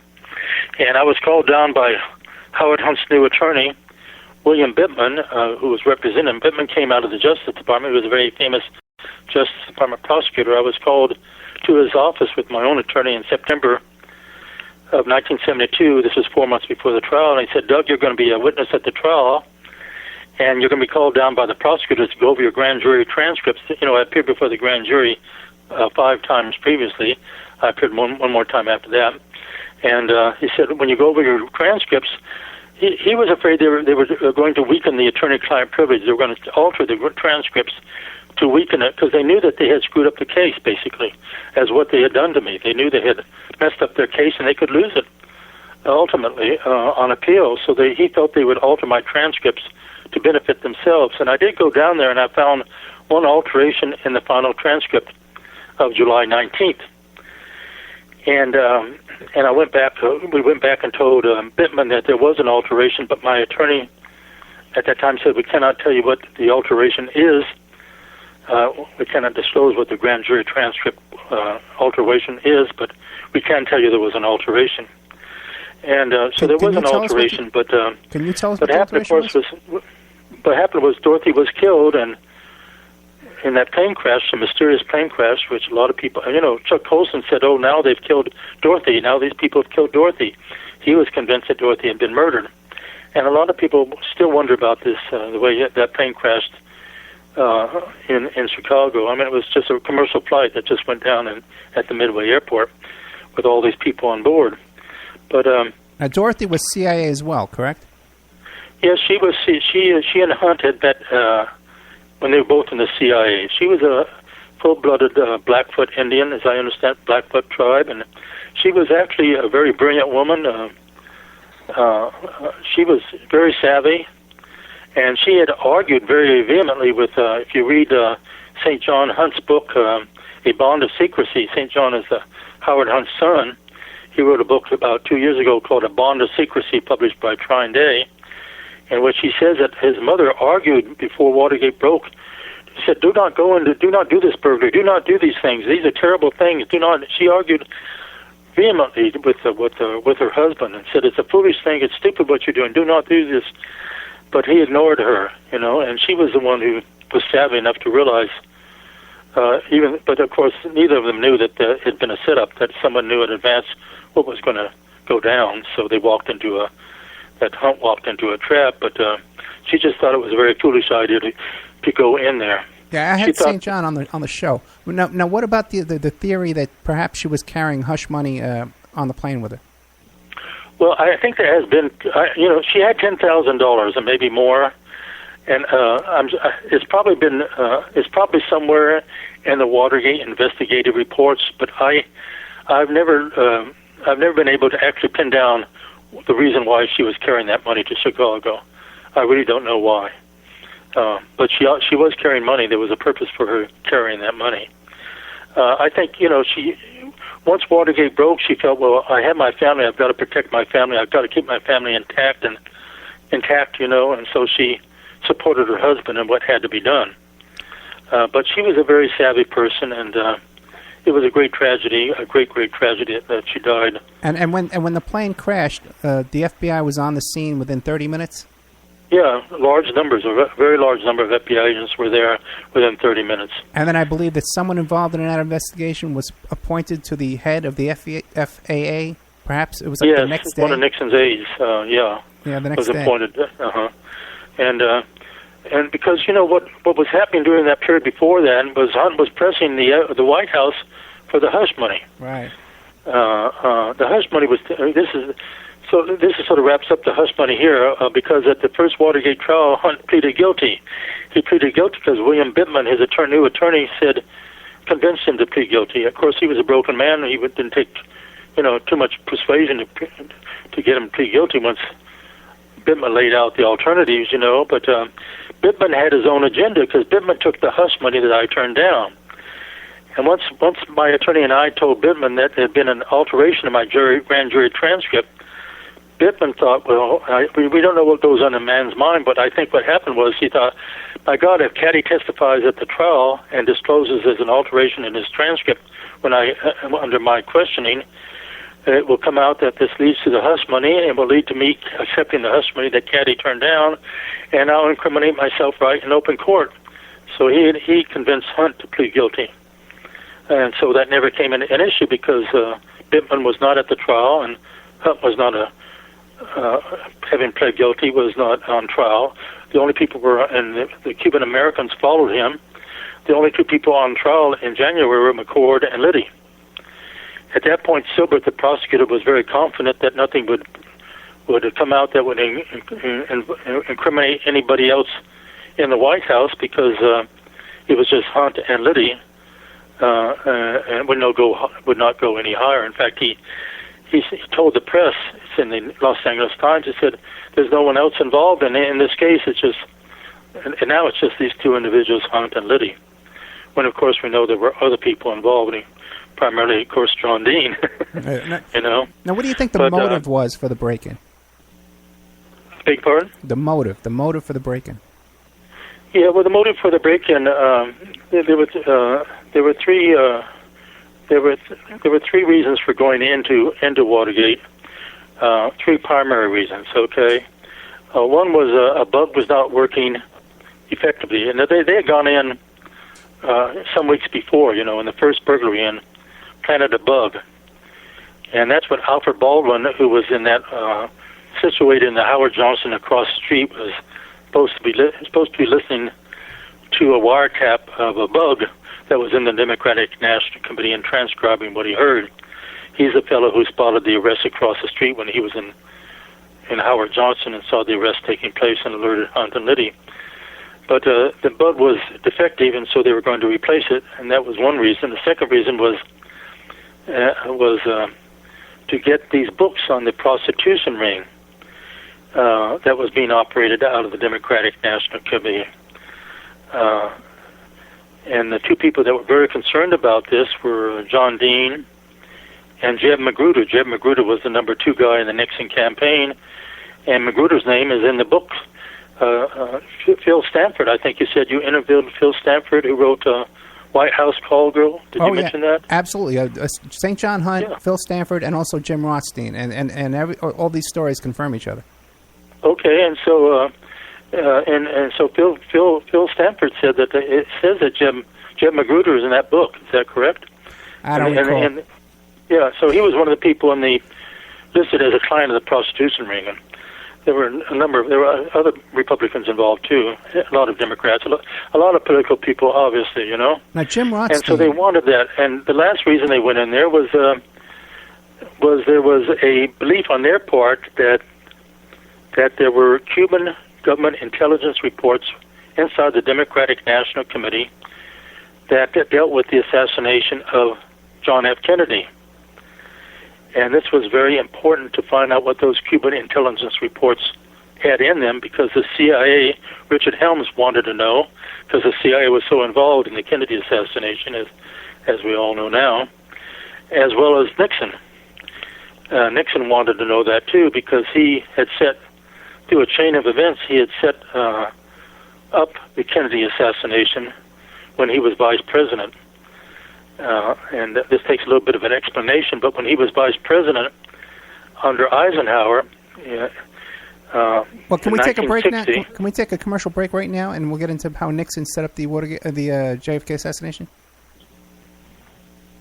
Okay. Okay, we'll take a little commercial break. We'll be right back with Douglas Caddy, the original attorney for the Watergate 7, the expert on the JFK assassination, and much more after this.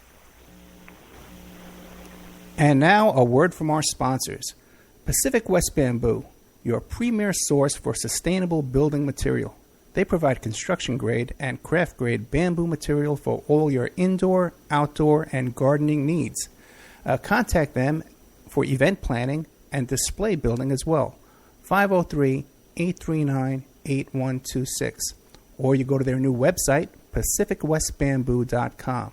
Or you can contact them on Facebook at Pacific West Bamboo. That's 503-839-8126. Amanda from Pacific West Bamboo was our first sponsor.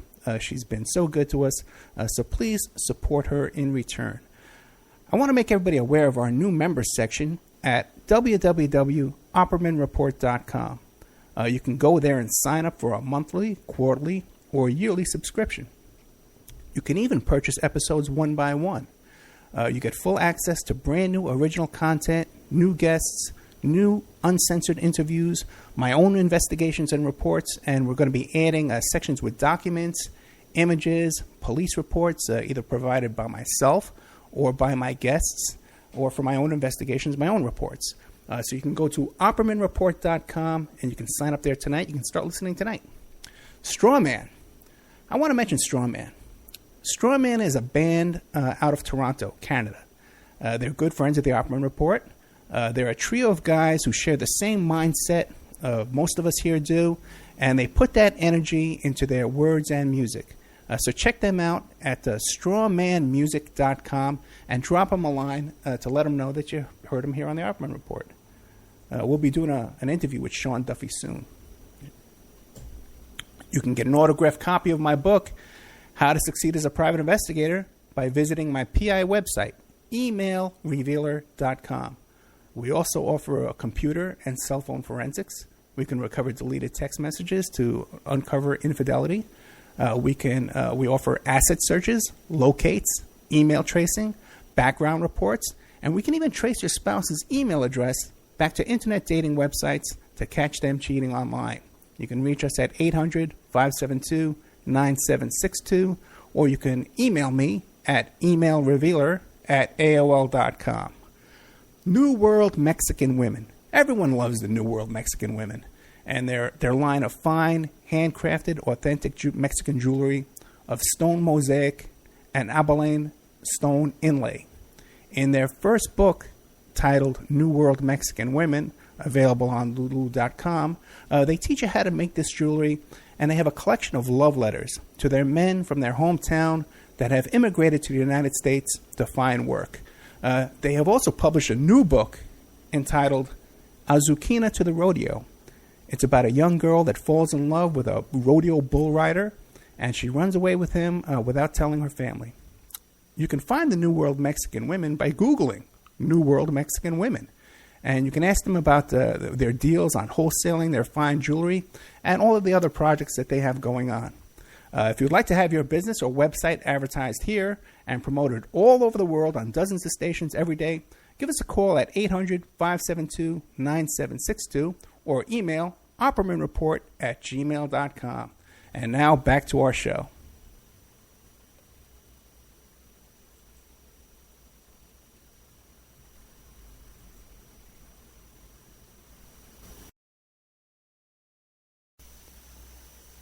Okay, welcome back to the Opperman Report. I'm your host, Private Investigator Ed Opperman. Tonight we have with us attorney Doug Caddy, the attorney for the original Watergate 7 burglars, and now he was telling us... Oh, but Doug, before we get into that real quick, back to Dean again and Phil Stanford.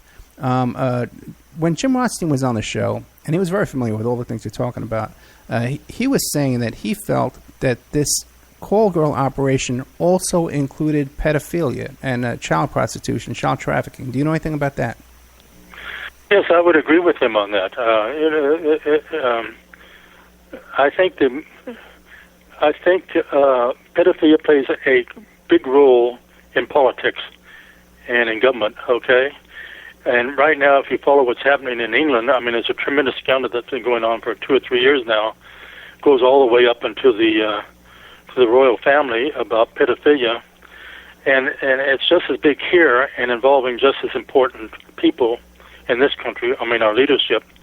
And so I think that one of the purposes of the burglars was if there was a book there on for clients who requested male prostitutes, they wanted that information too. Okay. So I would agree with Jim Rothstein on that 100%.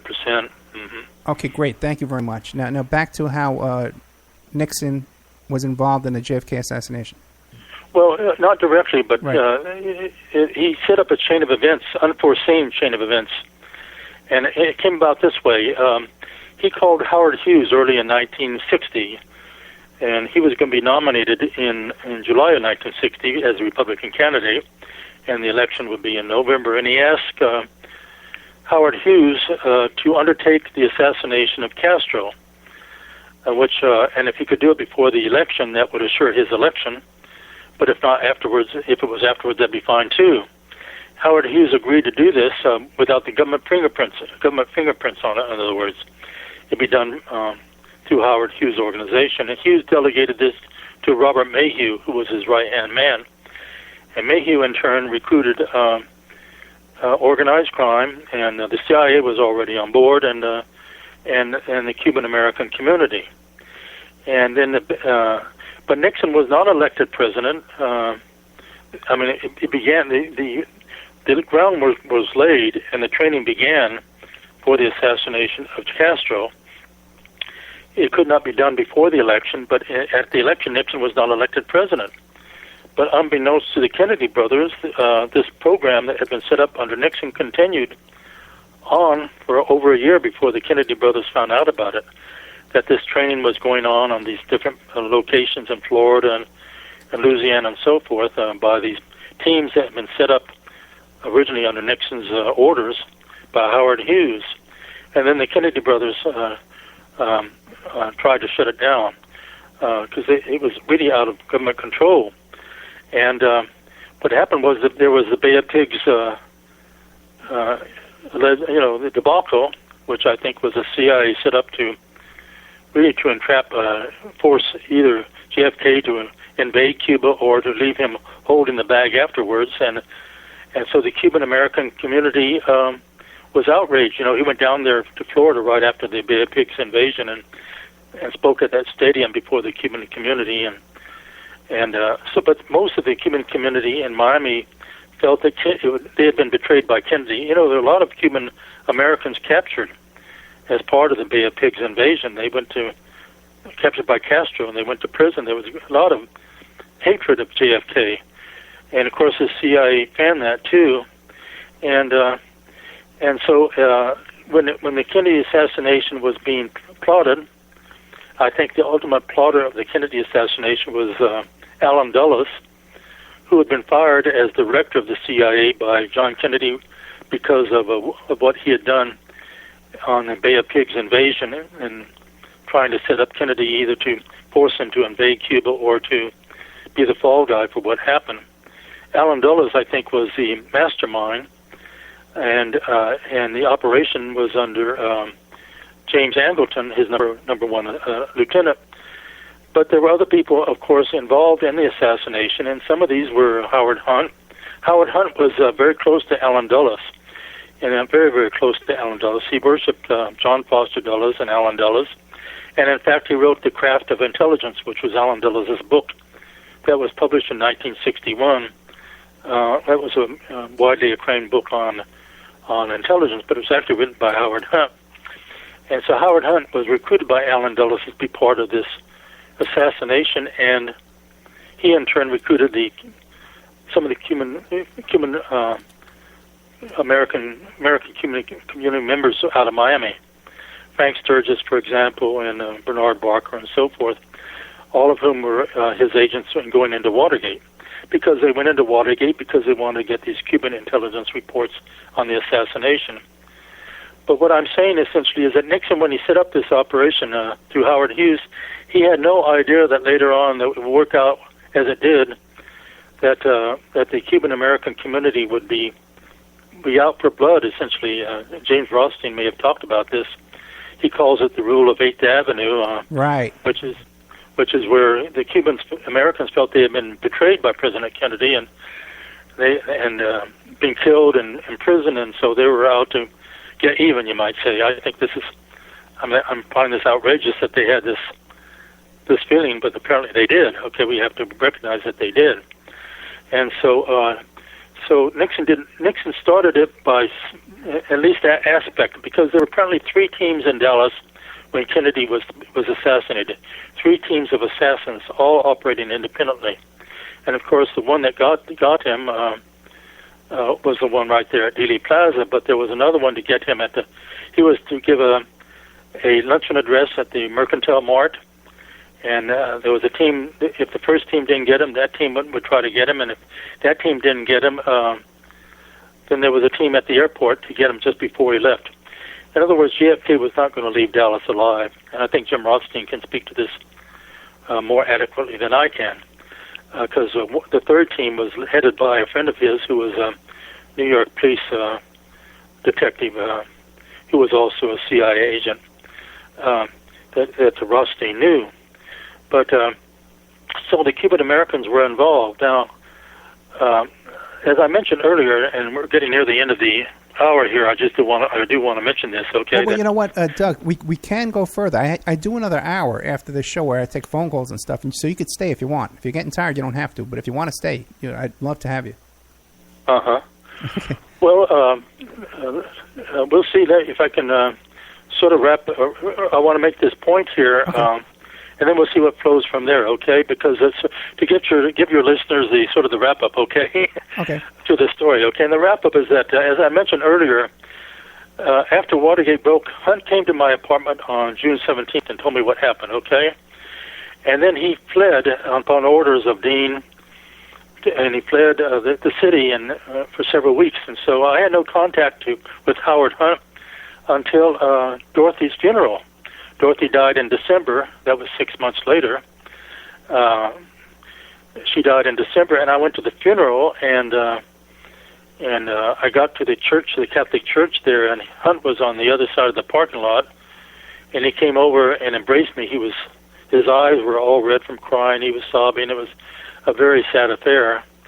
But I did see him at that occasion, and then the last time I saw him was just before he went to prison in 1975.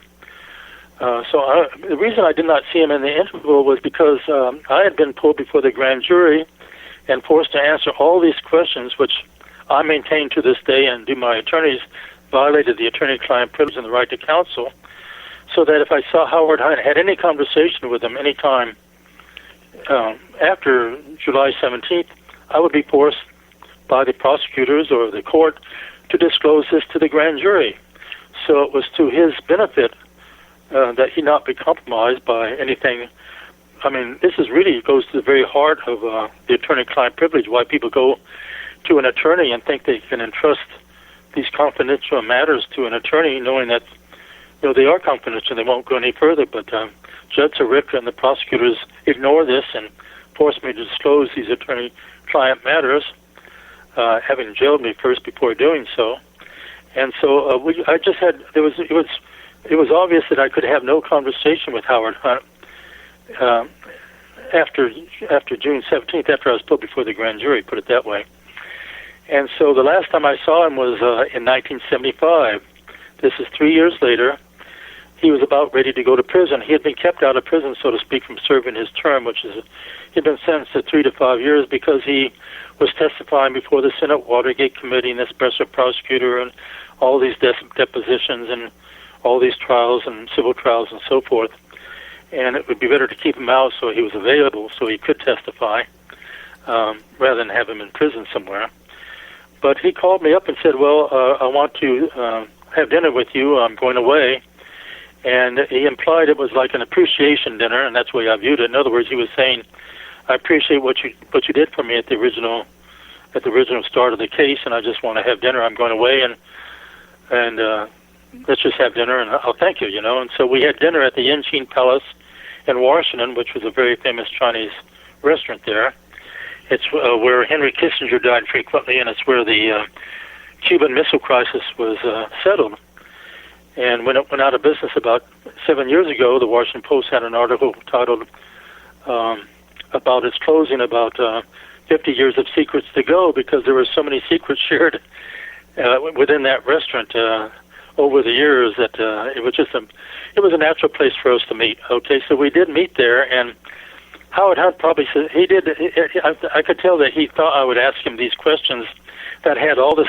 I had wanted to ask him all this period that I'd never been able to ask him since he came to my apartment on June 17th, and so I started off by just asking him. We had, we had a congenial and friendly conversation, but I decided he was going away. Who knows when I'd see him again? So I had some questions to ask him, and so I asked him, why did you go into the Democratic National Committee? What was so important there? And he replied, well, he hesitated, and then he just said, well, I told them to photograph any documents that had numbers on it.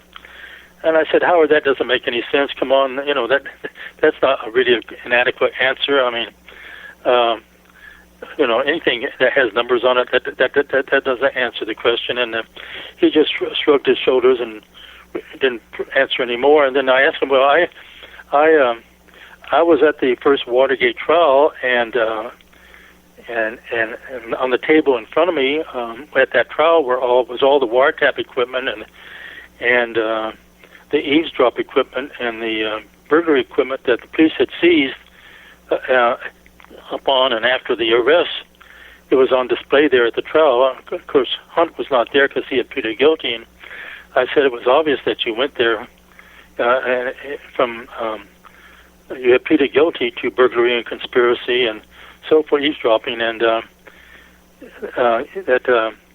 was it not true that you went in there to replace a bug? And he nodded his head affirmatively. In other words, he didn't answer verbally. And so I said, well, I was aware from the media that a major issue was the sex angle, that there was a prostitution ring being run out of the Democratic National Committee, and was it not true that you went in there to get the books of the prostitution ring, male and female, and he hesitated, then he nodded his head affirmatively, not answering verbally, and so I thought, well, I said to Howard, this is not,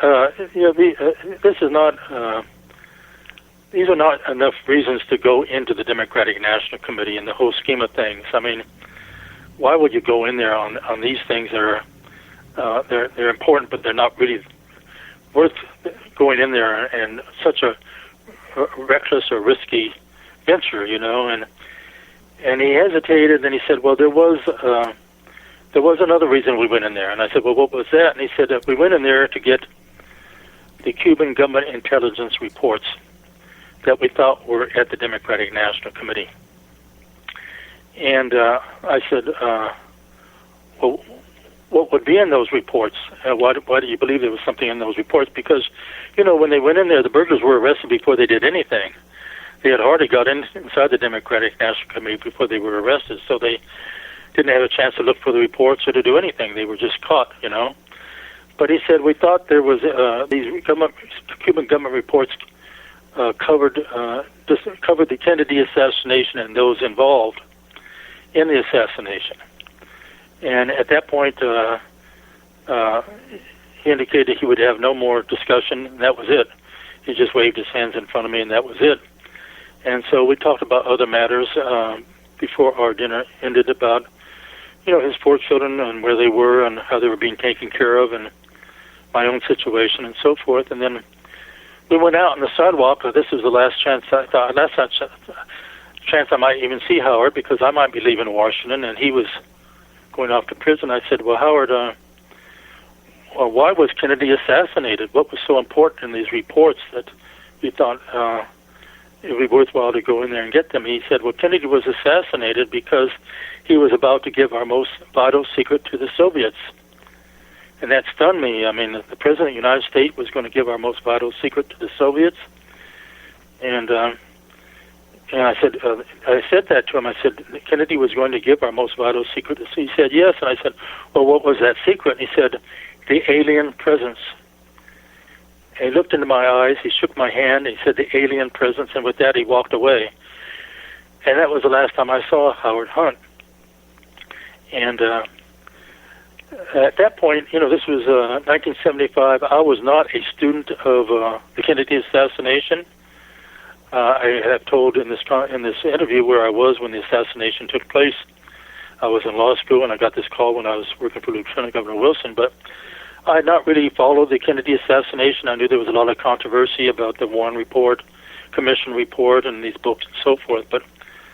And the idea that Kennedy would give secrets to the Soviets was astounding to me. But I didn't know how to weigh that, and I didn't know anything really about the alien presence or aliens. I mean, there's a lot of controversy about UFOs and so forth, but these were not subjects on my radar screen, put it that way. And it was not until many years later, into 2006, that I became the subject of the assassination topic of the Education Forum out of London.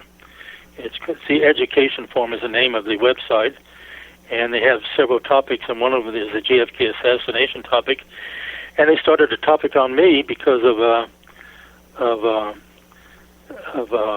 my relationship to Howard Hunt, who had since surfaced as being a figure in the Kennedy assassination because of what he said on his deathbed, and also because of one of my clients in Texas was Billy Saul Estes, who was LBJ's bagman and secret silence business partner, who had indicated that LBJ had been involved in the Kennedy assassination, as Howard Hunt said on his deathbed too. And so they started this topic on the Education Forum, and I decided to join the Education Forum to answer the questions of its members, to clear up any questions they may have. As a result, I became aware of the Kennedy assassination. I won't hold myself out as an expert because there are people who are experts on all aspects of it, but I am aware of most of the parameters of it as a result of this wonderful work done on the Education Forum by all its members over the years. And I didn't realize until I started studying the subject that Kennedy was essentially a great man. He was a tremendous man. He was trying to change things fundamentally, which was why he was killed. And one of the things he was trying to change was our relationship with the Soviet Union. And he started this right off at the very beginning by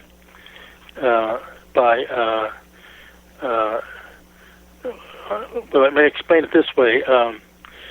In my research on the Kennedy assassination, I ran across the work of Stanton Friedman, who's a researcher, who had gone to the Harvard Library and to get the file on Dr. Donald Menzel.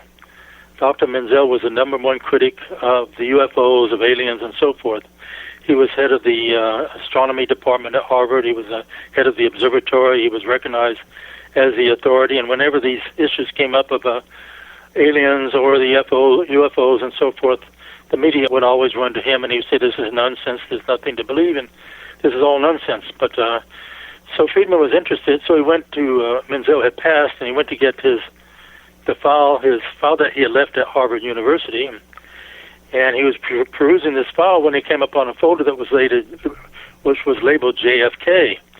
And he opened the file, and it was a letter from Dr. Howard Menzel in 1957, when Kennedy was a senator, saying, as soon as you get the proper security clearance, which was pending, I want to tell you what I know about my work with the National Security Agency and these other things. In other words, Donald Menzel was a double agent. Publicly, he was the biggest critic of UFOs and the alien presence and the aliens and so forth. But privately, he was part of Majestic 12. He was one of the 10 most experts on the subject for the government, on the subject of the alien presence on Earth. And so this, I think, is the first time, and I may be wrong about this, but I think what Dr. Donald Menzel briefed Kennedy on, when Kennedy was still a senator and on the board of overseers of Harvard University, having gotten the clearance, was that Kennedy became aware of the alien presence. And so when he became president, he wanted to pursue this. He wanted to find out more how our government was dealing with the alien presence. Well, Doug, we're coming up to the break. Can you stay a little longer after the break? Yes, I can. I have to clear up this subject here so your readers understand. Thank you. Thank you so much. Kennedy's action. So I'll stay. Oh, thank you so much, Doug. We'll be right back with more of Doug Caddy, the attorney for the Watergate burglars. He's talking about the JFK assassination, and E. Howard Hunt told him that one of the motives for the JFK assassination was an alien presence. We'll be right back after this.